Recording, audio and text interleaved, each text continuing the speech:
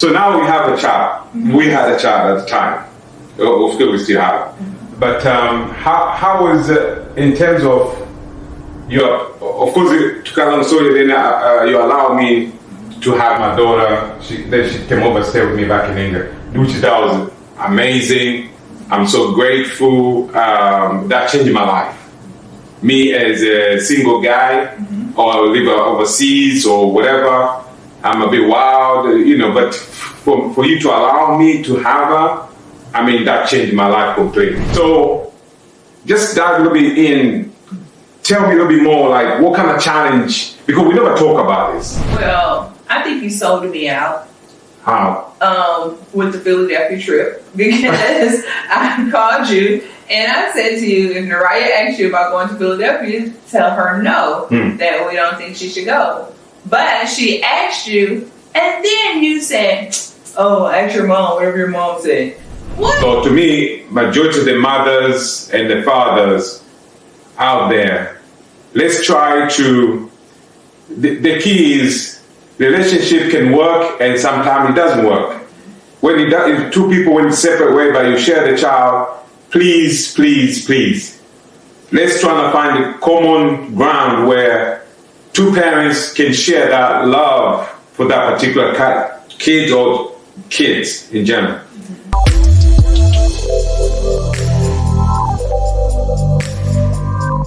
Welcome to Lugi Podcast, and today is one of my special day in terms of I have a guest who she is special to me, and I'm going to explain me why she's special to me. But first, I would like to introduce. She goes by Nick. Hey, what's up, Nick? Hey, what's going on? Cheers, Nick. Alrighty then, let's do this. Let's do it. Yeah, Nick, she's the mother of my firstborn child. Who, so we do. We've been doing co-parenting since she was little, and so we're gonna dip a little bit deeper. But Nick, what's up? Lugi Podcast in the house. I see. Yeah, it's looking good, mama. Dope. Yeah, that's what's up. So anyway, so before we start, I would like to let's start about how me and you met. Let's just go right into it. How we met, and by the way, y'all ready for this? This was 20 years ago, right? Yeah. 20 years. 2002. 2002. Dang. Yes, 2002. Come on, mama. So we were at a place called Milk Bar, Lower Greenville in Dallas. My friend and I was leaving out. Apparently, Lugano noticed me leaving out the door. As we're walking to the car, we hear footsteps. Oh, okay. And so we hear footsteps. My friend, Linda, she was like, I think somebody's following us. And she said, if he grabbed one of us, we're going to attack him. Oh, really? Yes. Because all we hear is footsteps. Like someone behind you. And then all we hear was, excuse me. But it was dark back there, like nobody was back there but us two, and then with you maybe three, it was cars who was leaving, so it was a little sketchy there. You was about to get your ass towed up. Oh, really? So that's how we met in 2002. 2002, wow. Years ago, that's what. Some people maybe were not even born back then, but anyway. Yeah. So, go on. It was the accent that caught my attention. And had he came with that Texas slang, he probably would have got shooed away or whatever. But that was my first time. I'm from a little country place called Texarkana. First time hearing a British accent from a black person. Right. So it was interesting. So I was like, okay, it was a little different. Let me see. But I lost all that, by the way. So back then I used to have a little British accent, but now, I'm a bit confused at home. Go ahead. Yeah, so the next day we went to a place called Humperdinck's. My friend Linda came along because I needed her. As Just for the backup. We still don't know who this guy is. Right. The next day we went to Dave & Buster's, so there was like a few outings that had taken place or whatever as we were getting to know one another. So. That's what's up. That's what's up.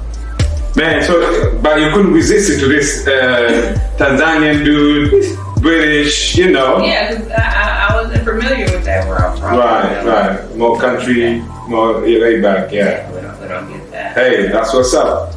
So, thanks for that, for taking my memory back, you know, because some part I did forget about the couple of bars we went, but here we go. So, at the end of the day, so after that, we were blessed to have our daughter after maybe 2 years, 1 year and a half, 2 years, something like that, yeah. And she was not made out of wedlock. Oh, right, okay, I see. Fair enough. Yeah, it just happened. Fair enough. And what else I'd like to know, like, so me coming from, of course, having a child with someone from overseas, different culture, right, different background. How did you cope with it? Because I was living back in England, and you're here. Whatever the years at the beginning. Yeah, initially. I mean, it was very challenging. I will say overwhelming, but it was worth giving it a shot or whatnot. Right. Okay. It was very challenging. First time I've ever experienced anything like that. Right. I'm used to local. Having someone, right. Yeah. That long distance was a child. It was different. I mean, I did gain a lot of miles too.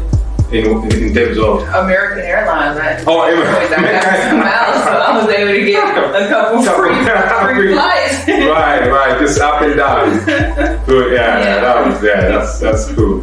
But so now we have a child. We had a child at the time. Of course, we still have. But how was in terms of your? Of course, to cut on story, then you allow me to have my daughter. Then she came over and stayed with me back in England, which that was amazing. I'm so grateful. That changed my life. Me as a single guy, or live overseas or whatever, I'm a bit wild, you know. But for you to allow me to have her, I mean, that changed my life completely, because that slowed me down. I became more responsible. I became just like, that was my handbag. Wherever I used to go, she's right here, you know. So to me, that was there's no way I can explain for a female, a woman, to allow a guy overseas to allow to accept, like, before I finish, how did you trust me? Like, were you worried about this guy, he might run away? Come on.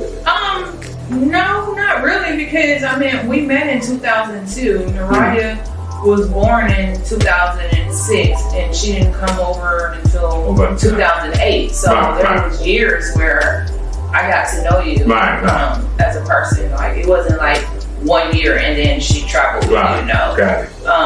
So I felt like I was comfortable. Had I not been comfortable, she wouldn't have.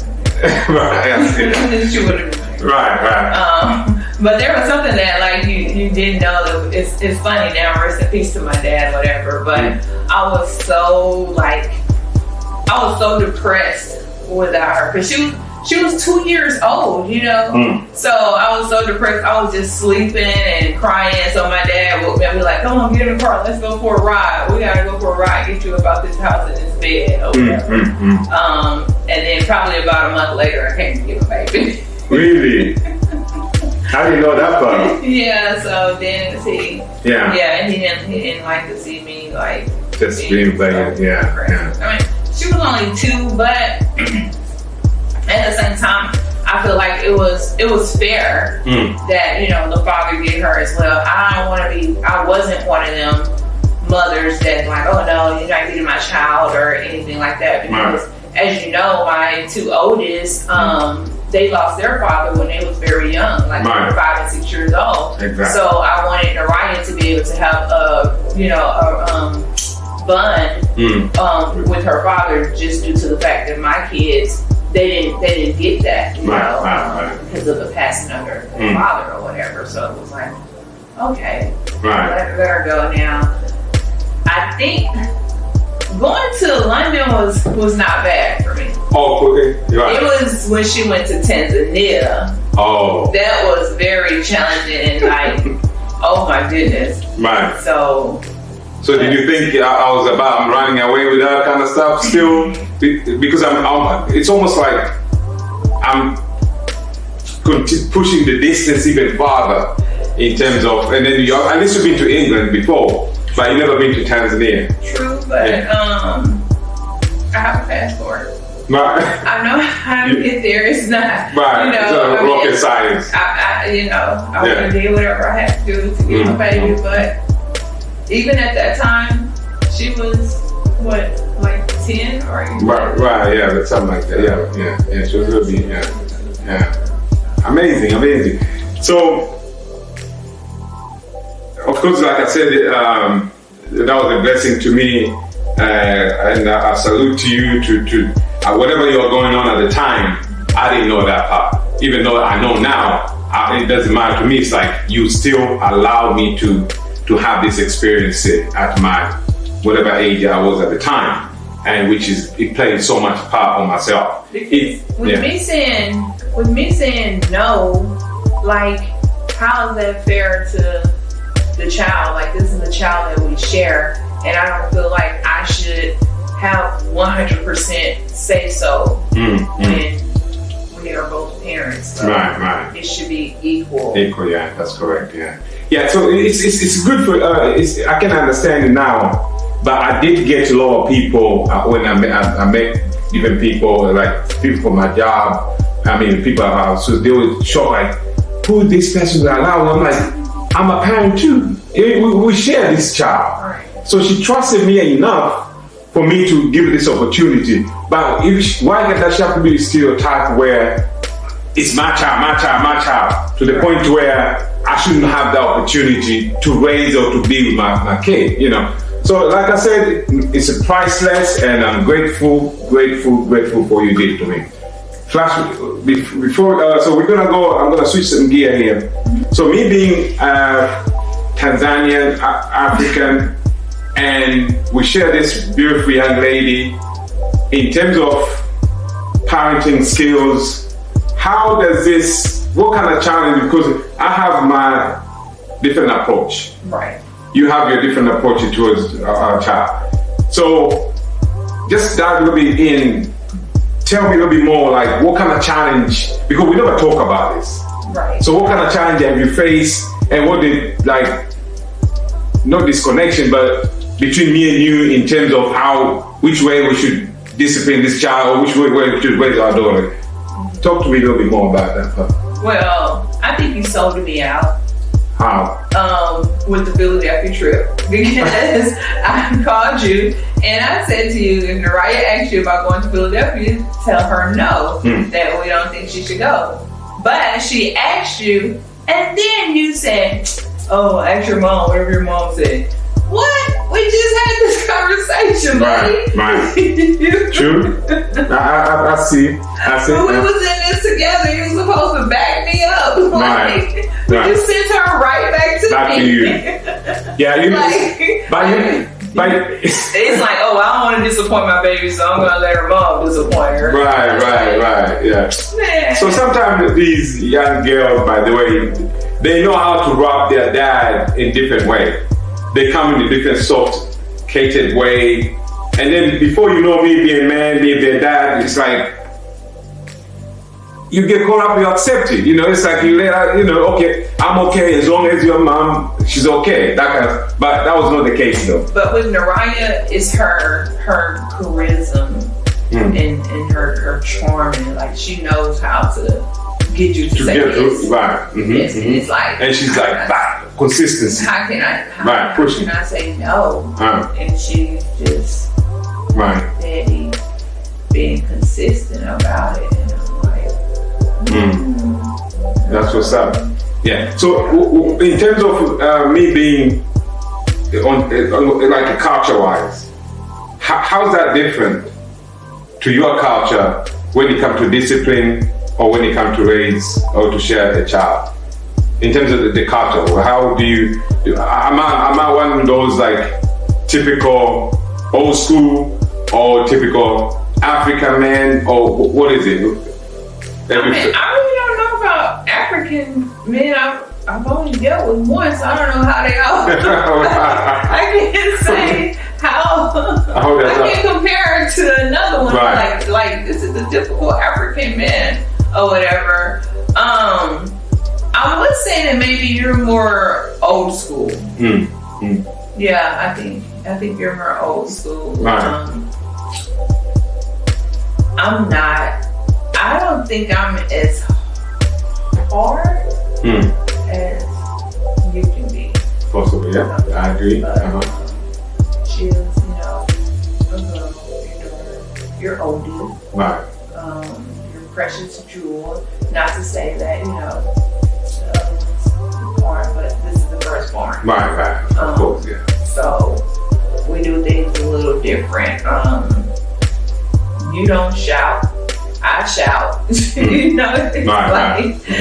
So there is a different approach that each one of us have, but she understands it, Right. So she may feel like, I'm about to go to my dad's house because my mom, she's tripping today or whatever. Right. But the thing that I do like about Naraya is I don't tell her, oh, well, you're going to your dad's house on the weekend or you're going to your dad's house in the middle of the week. She's 18 now. Right. So she makes that decision, and I love the fact that she splits up her time evenly. Like, I'm going to go to my dad's for 2 weeks and then I'll come back here for 2 weeks or whatever. So she makes it fair, which is a good thing because one time though, she was here for about 3 weeks. And I had to be like, hey, you've been to your dad's house for like 3 weeks. Like, Jesus, when are you coming home? Like, and then she just, oh, Mom, I'm coming. You miss me or whatever. So I'm just like, if you over there 3 weeks, that means you've been over here for 1 week. Like, we supposed to share this time. Right. I see, yeah. So. Okay. So let's say, so now she's older. She can decide how to do when to do it. So I want to go way a little bit back when she was way younger. And actually, I'm going to push when she went to Tanzania. And then when she came back, she changed her accent. Right? If you remember that part. Tell me about it. She changed her accent, was more Tanzanian accent. And so talk to me about that part when you saw that. What was the first thing came in your mind, or because I know you're American, and and then all of a sudden she's whatever. Talk to me. Like, oh, my baby have an accent. Calling up everybody, letting her get on the phone. Y'all listen to the Riots. but I do remember. She wasn't happy when she was in Tanzania with the school system. Right. I guess because she wanted to be more like learning Swahili, and there I guess they're trying to teach you English. Right. So she was like, I thought I was gonna be learning Swahili, and she was like, I already know English or whatever, but she did pick up some or whatever, and her accent, even her British accent, everyone loved to hear her speak whenever she was in. And even now she puts on, she can try to act a little bit, Yeah, she puts on. Okay. So you as a mother, having this daughter with Tanzanian guy, and then she moved to Tanzania for whatever time. Now she comes back, and when she comes back, how is it? Now you see her a little bit more often, and there's a challenge between you. At the time, at the time she couldn't make a decision when she want to go to see mom, when she want to go to see dad, because now she's still a baby, whatever, or a child, whatever you call it. How did you cope with that? The duty of how did we? I'm trying to find how to ask you. How did we overcome the challenge of? I think at the time, there's a time she was staying home with me. She was going to school area I was staying, right? So how was the challenge to you again to see she's here, but I know you can pop in any time, but honestly, it really wasn't like a challenge at that time because she was old enough for me to speak to her by phone versus when she first went and she was 2 years old. That was a little bit more complicated. But as she got older, I could communicate with her more. So it was easier. It was a relief because I can call her, and at that time, I can't remember. I think it may have been Skype. We would Skype or whatnot, and I could see her. So at that time, I felt a whole lot more comfortable as she got older. When she got older. So I'm gonna touch on the siblings. Her siblings. How they felt to see their little sister, like went back or she was away from them or whatever. What did you have to explain to them? Why did you? What kind of stuff do you have to communicate to them to make them to understand?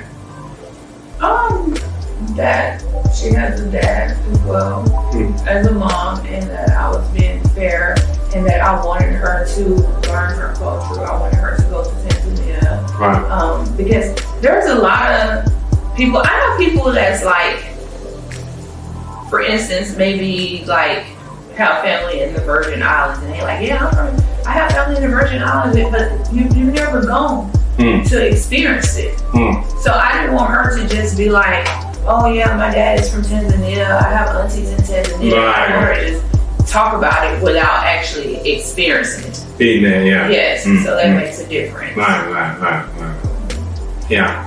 So there's a time when I know kids do that, all kids, all background, where she might come to me asking something or to buy something, and then she come to you as well.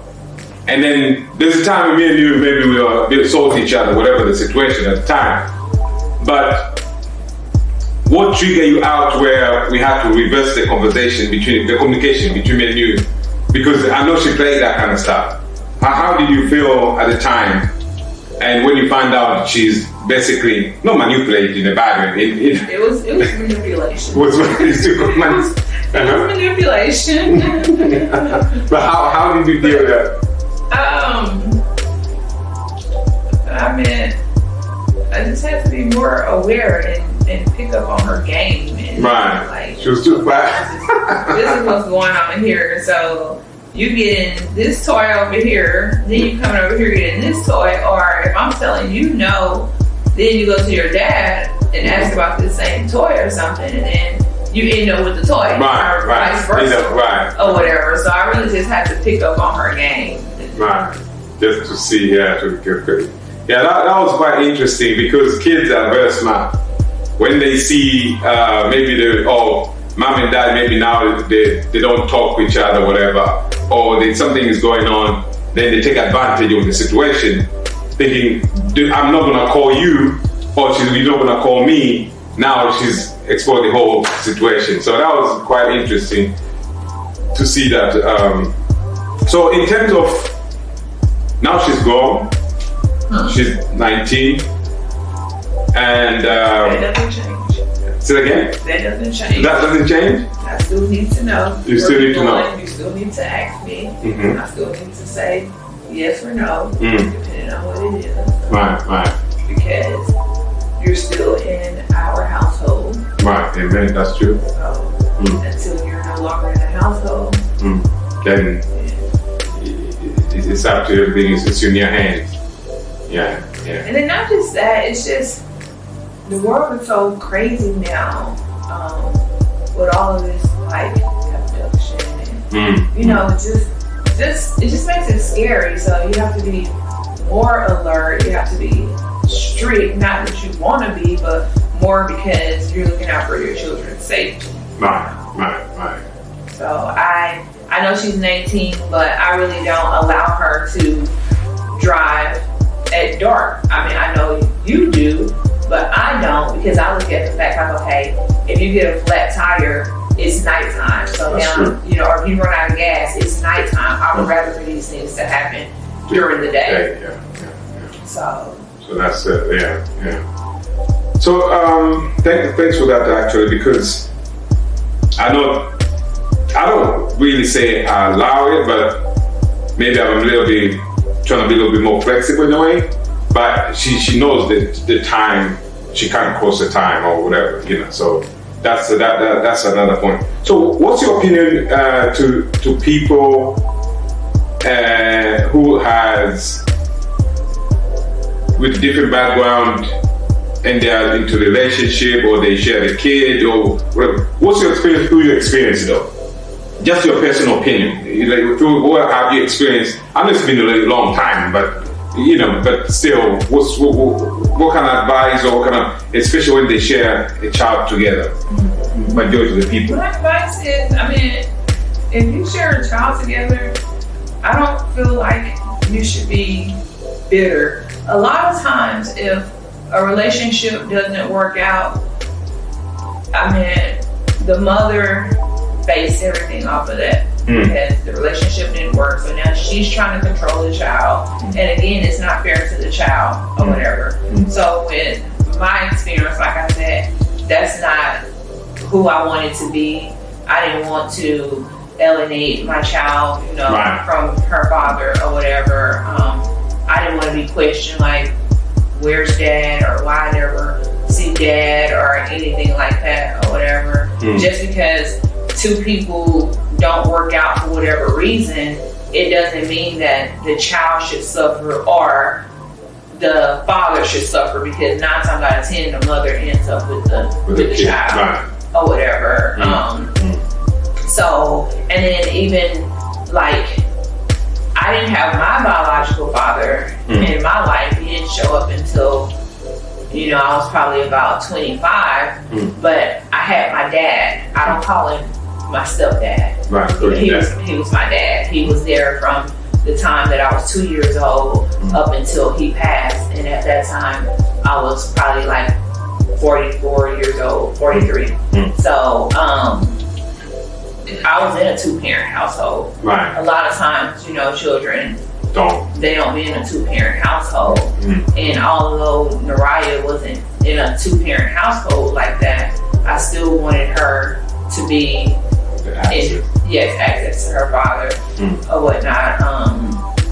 So again, I just say that it just depends. Like your child depends on the person, the relationship.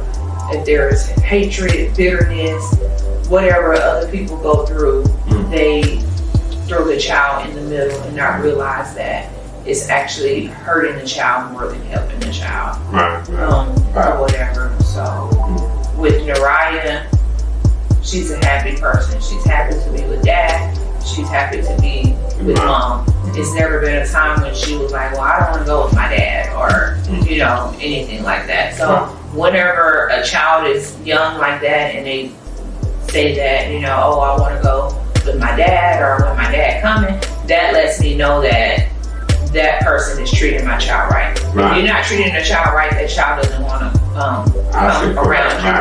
Rather you father, grandfather, auntie, grandmother, it doesn't matter. If they're being mistreated, it's going to show up. Yes. So I've never experienced that with Naraya. That's what's up, man. Thanks for that. Personal opinion as well. I want to, before we close, I want to touch that. And I'm not trying to get into people business, and I'm not judging anyone, but I can only recommend to our audience what I've experienced. That's what I know. So to me, majority of the mothers and the fathers out there, let's try to, the key is relationship can work and sometimes it doesn't work.